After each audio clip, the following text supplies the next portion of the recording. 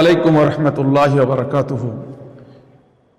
প্রিয় দর্শক, আমি আপনাদের মাঝে বাংলাদেশের সবচেয়ে একটি জনপ্রিয় দল বাংলাদেশ জামায়াত ইসলামী, এই দলটি বর্তমান বাংলাদেশের সবচেয়ে একটি জনপ্রিয় দল, পরিচ্ছন্ন সংগঠন, আমরা সকলেই জানি।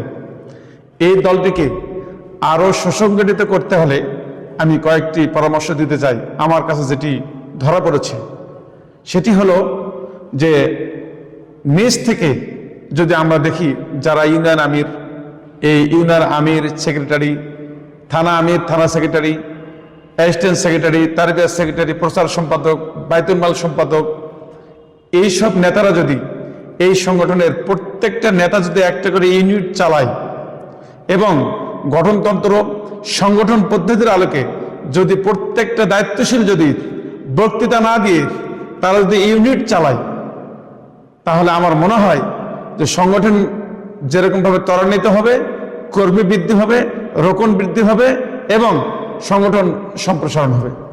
এইভাবে করে যদি তারা তদারকি করে তাহলে আমার মনে হয় সব জায়গাতেই সংগঠনের গ্যাপটা খুব দ্রুত আপনার পূরণ হবে।